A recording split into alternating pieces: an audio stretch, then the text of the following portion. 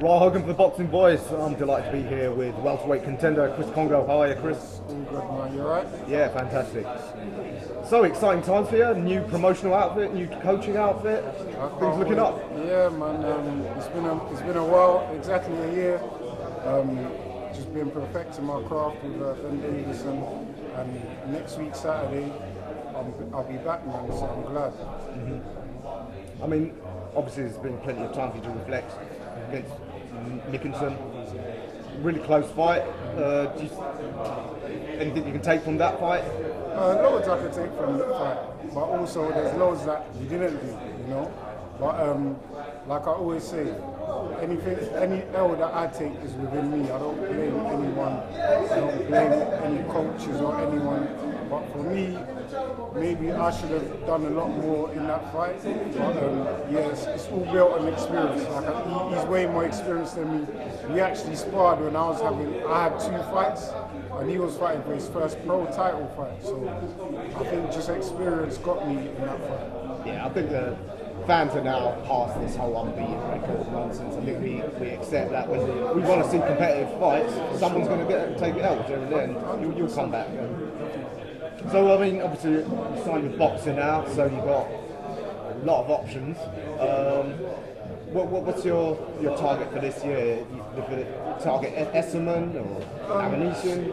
Whoever, man. To be honest, like I said, it's just for me to get back up, get active again, and just get some titles, man. So whatever titles are there, if it can build me up in the world rankings, if it's a British title, whatever, I do not mind. I'm ready to fight. I mean, you mentioned you sparred with Mckinson in the past. Any of the other top names you come across them in gyms?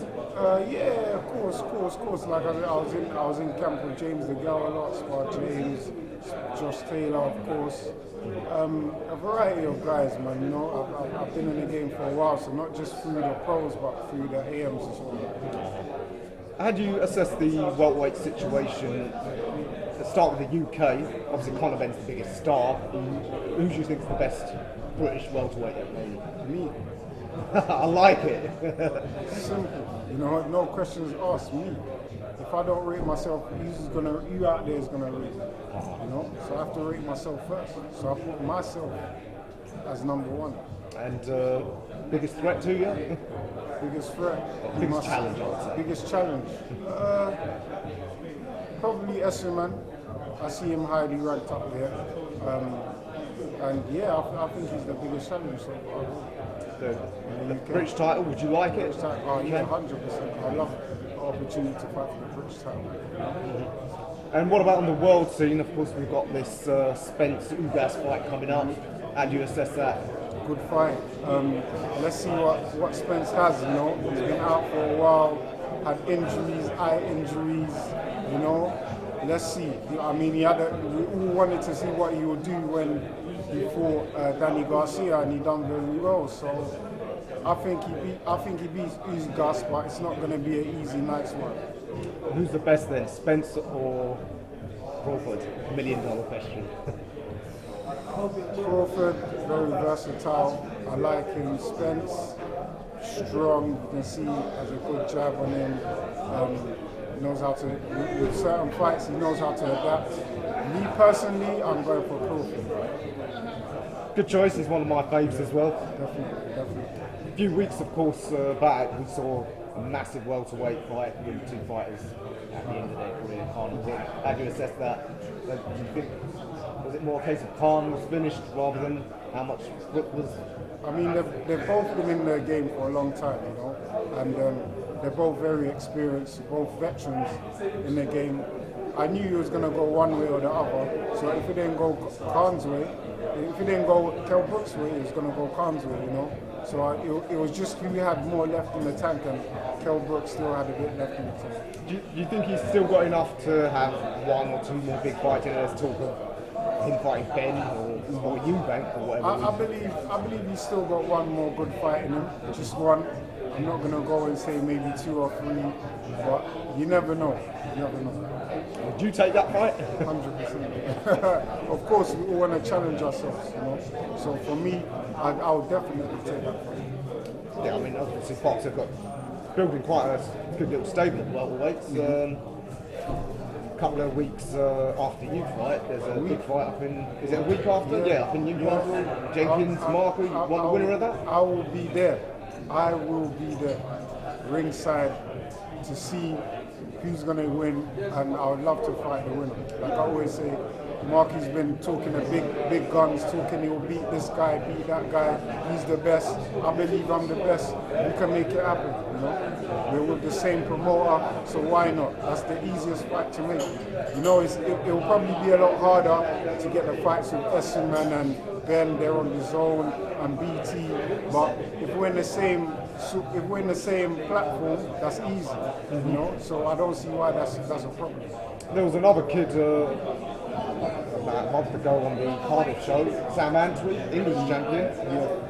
Another good fight. Another good fighter. Yeah, good fight as well. I've sparred Antwi loads of times, you know. I've sparred Antwi loads of times. Good fighter. I don't know where he's going at the moment. Obviously, he's looking at he's the English champion, but I'm looking way past that now. So. I don't think I'll be looking at him. It don't make sense. You know, that's the thing as well. Over the last couple of years, all these guys have been looking at boxing as a business. I've been looking at boxing as a sport that I want to fight everyone. But I've realised now it's not like that. It's about business. What makes sense, and the names that I've mentioned that I want to fight make sense for me. Yeah. Well, you're right. You said you're with the right platform. Hopefully get some of them big fights. For sure. And boxing will make it the money make sense. Just on your old rival Mckinson, ballsy move going to America to fight Ortiz. Do you rate that? Hey, I rate that. Of course, that's something I would do. You know what I mean? So I've got to give him all the respect, you know. And I think he can do something in this fight. A lot of people are writing him off. But let's see how it goes, and I wish him all the best. Do you think, stylistically, was he probably the hardest guy you fought? Stylistically, very awkward. He's probably got the worst style that you want to fight, because if I'm honest, he's not the hardest puncher, but he's very awkward as he's distanced very well, and I believe he can do something in this fight. Not a lot of people are looking at him as a winner, so let's see. And as for your next fight, the opponent been announced? Not yet, and it should be announced this week, so I'm waiting to hear something. Do you have an idea of who it is? Or? There's a few names in the hat, so let's see who's going to say yes. One has already said no. Well, I think two guys have said no. It started already, you know, but let's see how it goes. You're a hard man. Boxers are going to make it worth their while. Of course, let's see. Of course, your gym mate, Josh, really controversial fight for last a couple of weeks back. What's the mood, what's the sentiment there in the camp? Did they think Josh did enough to nick it? The sentiment's good, man. You know, at the end of the day, you can't blame us. We're not the judges. We ain't judging this fight, you know. The chap went in there, he done what he had to do, boxed to his ability, and he got the win. People say it's close, people say that he got robbed and that Cattle got robbed, but at the end of the day, don't blame us. Don't look at us. It wasn't our decision. We just went in there, got the fight, and that's what we done. We worked and went in there, and we come out victorious. So can't blame any of us. And Josh is probably moving up to welterweight now, so yeah, things will get competitive in the gym now. 100%. Things have always been competitive. We're always going to push each other on, so it's a great stable. I mean, there's no doubt Josh's pedigree must be bringing your own game on no end. 100%. You know, like I said, he's the king of the division in the 140, and he's moving up to 147. Let's see how he gets on. Indeed. And let's see how you get on. Exciting year ahead for you here on Boxer. For sure. I can't wait, man. Activity box ticked now, and should get a good 3-4 fights out of the way this year. All right. We look forward to seeing how that pans out for the year. Chris, anything you want to add? I'm just back. Thank you for all the supporting. We got the Boxing Voice. We're here. Chris Kongo's back, baby, and I'm going to show the world that I'm the best fighter to come out of the UK. That's fab. Chris, thanks for speaking to the Boxing Voice, and look forward to seeing you next fight. For the video, feel free to hit the like, subscribe, and share. As always, if you want to support us to the next level, head over to the Patreon.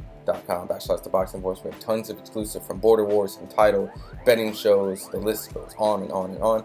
But in addition to that, if you guys have questions for fighters, trainers, and promoters, this is where you can submit them. We will run out, get these questions answered, and put it back on the show just for you guys. Appreciate it. Peace.